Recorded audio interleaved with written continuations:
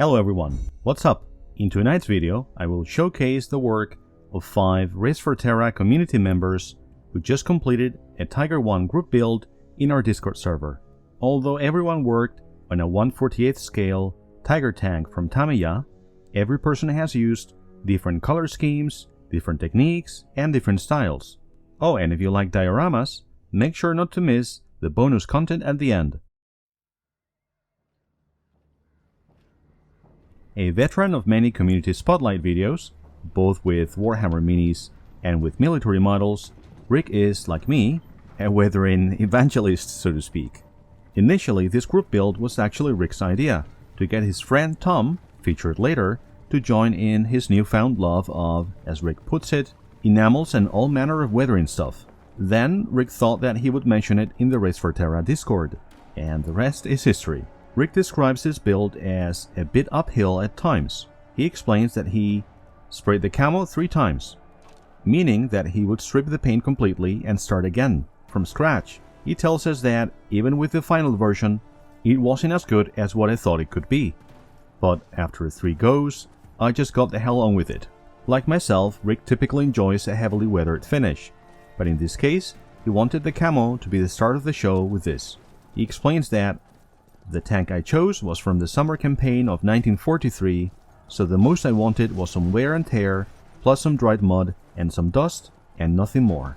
A true pillar of our Discord community, Rick always had great feedback for others. He explains that he would very much enjoy something similar in the future and would recommend a group build to anyone. Well, Rick, I couldn't agree more, and I've decided that this is going to be a permanent feature of the channel in future.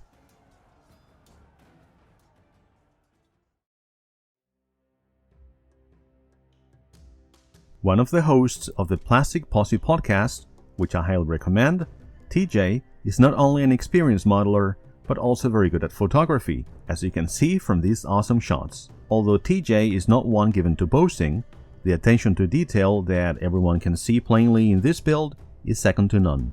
Rather than leave his 1/48th scale Tamiya kit stock, TJ added a metal gun barrel, photo etch engine deck covers, and most crucially, paper Timurit sheets from Monroe Purdue Studios.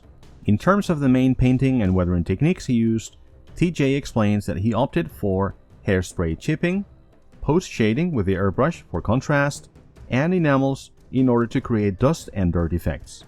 When I asked him about the main challenges in this build, TJ explained that, since he is used primarily to 1/35th scale, keeping the weathering effects in scale had been difficult at first. He also mentioned that the tracks were a lot more difficult than he had anticipated, and that this sort of thing could really kill his mojo when it came to a build. Well, TJ, given how amazing the chipping effects look, for one, I think it's safe to assume that he overcame those obstacles without any problems. A man after my own heart, TJ also remarked how easy it is to have fine chipping when you use lacquer paints. Once again, lacquers for the win, guys.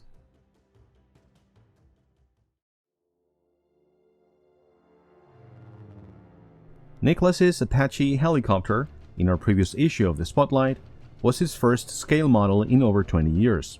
This impressive DAK or DAK Tiger was his follow-up to that build. Like myself, Niklas is applying the painting and weathering techniques that he learned as a Warhammer painter to this new medium, rather than the other way around. He didn't want to be tied to a specific named vehicle, so to speak, as that can be quite restrictive in terms of creative freedom. Instead, he took this as an experiment and as a journey unto itself, which I think is a very wise approach. Like he did with his Apache, Niklas has implemented several techniques and products that I often recommend in my videos, like using liquid mask chipping in combination with Tamiya paints. For me, this is the highest praise that I can receive as a content creator.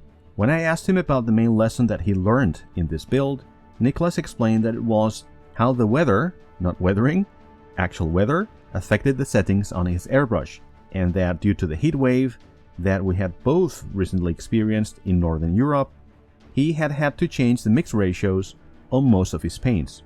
What Niklas enjoyed the most, on the other hand, was applying oils with the ammo oil brushers and seeing the results from the pigments. Personally though, I have to say that my favorite element in the whole build is the chipping, which I think hits the sweet spot and also the decals, which are very convincing. I'm looking forward to your next project, Niklas, whether it be a scale model again or a wargaming mini. Like most of us in the Race for Terra community, Paul is first and foremost an experienced wargamer and Warhammer painter, and is one of our latest converts to scale modeling. In fact, this is Paul's first ever venture into this genre, which will probably surprise you given the wealth of weathering effects on display here.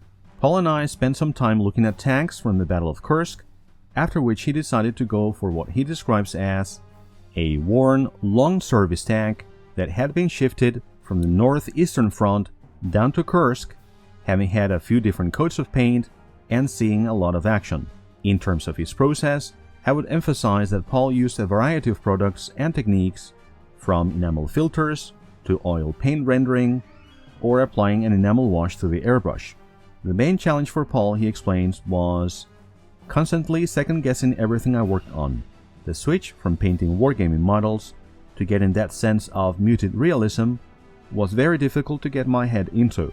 However, he also remarks that weathering the model was incredibly fun to do, very relaxing, and provided instant results. Paul concludes by saying, "I'm officially a convert to the scale modeling world." Well, Paul, I'm delighted that you're also venturing into this brave new world, whilst still painting figures from games like Star Wars Legion, Infinity, and of course the Horus Heresy.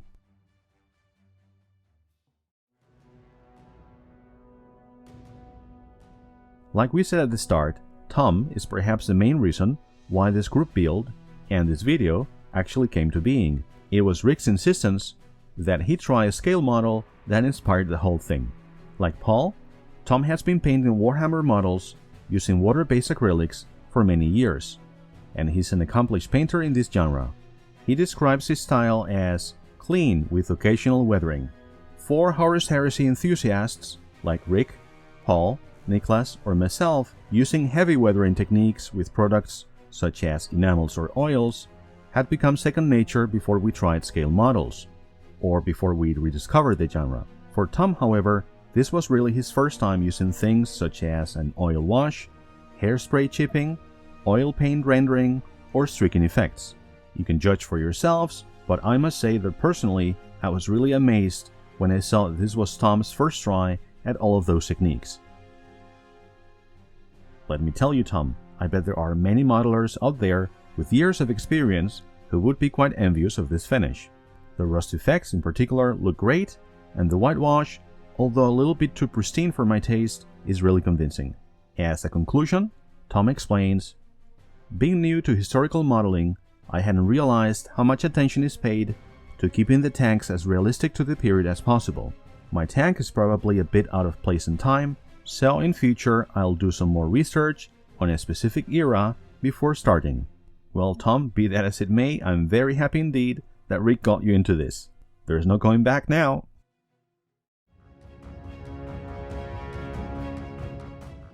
This amazing diorama base was built and painted by my pal Hedley Carter from the UK, who was kind enough to accept this commission for my own Tiger One, which I will hopefully finish after the summer break.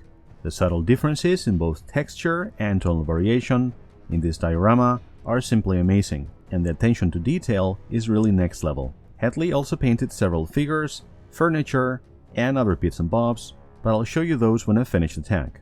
Hedley is an expert at dioramas, scale models, and Warhammer figures, and is open for commissions, so if you need a custom-made diorama base like me, or maybe a very special model, he's your guy. So guys, I really enjoyed helping Rick organize this group build and making this video. Our group chats on Discord were really interesting, and as I said at the start, from now on, I'm going to make group builds like this a permanent feature of the channel, be that with scale models or with anything else. As most of you know, I'll be on holidays from now until mid-August, but we'll see each other again come September. Until then, keep it up and weather it out.